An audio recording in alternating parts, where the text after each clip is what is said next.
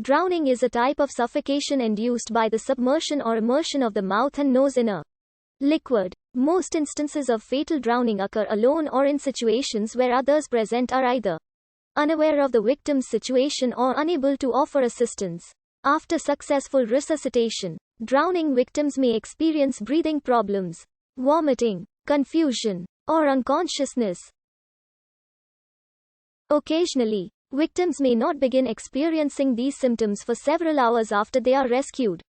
An incident of drowning can also cause further complications for victims due to low body temperature, aspiration of vomit, or acute respiratory distress syndrome.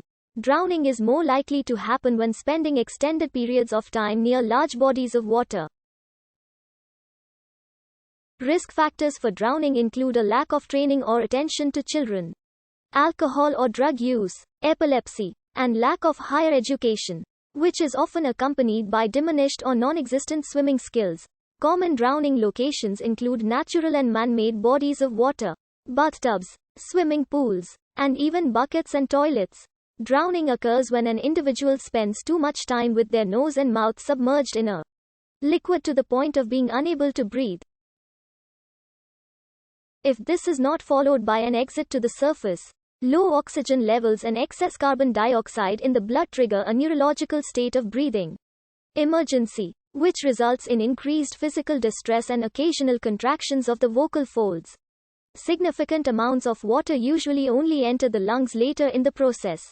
While the word drowning is commonly associated with fatal results, drowning may be classified into three different types: drowning with death, drowning with ongoing health problems, and drowning with no ongoing health problems.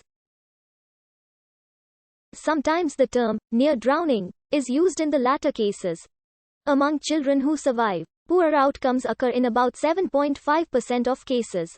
Steps to prevent drowning include teaching children and adults to swim and to recognize unsafe water conditions, never swimming alone, use of personal flotation devices on boats and when swimming in unfavorable conditions, limiting or removing access to water, such as with fencing of swimming pools, and exercising appropriate supervision.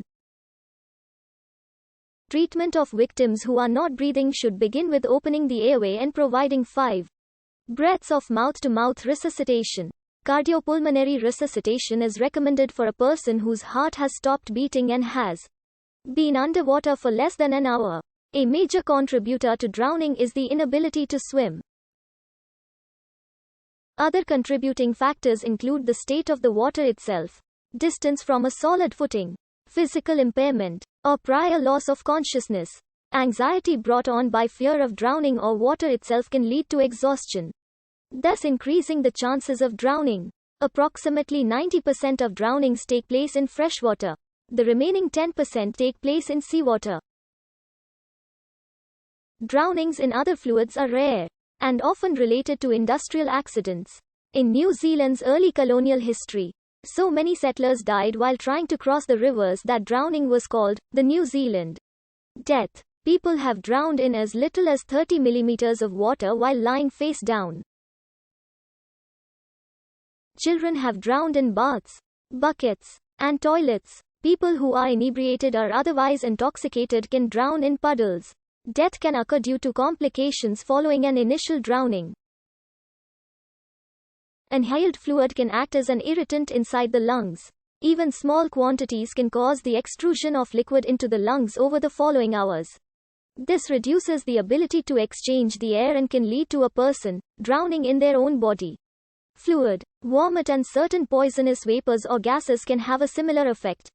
The reaction can take place up to 72 hours after the initial incident and may lead to a serious injury or death. Many behavioral and physical factors are related to drowning.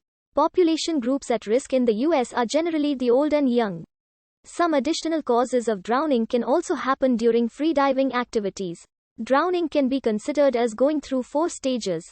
Generally, in the early stages of drowning, a person holds their breath to prevent water from entering their lungs.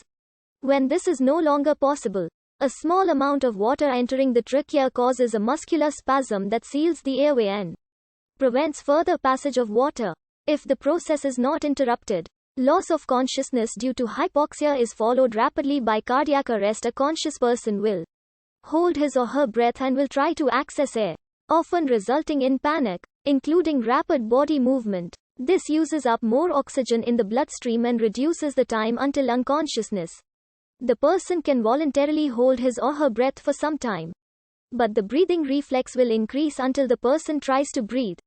Even when submerged, the breathing reflex in Th.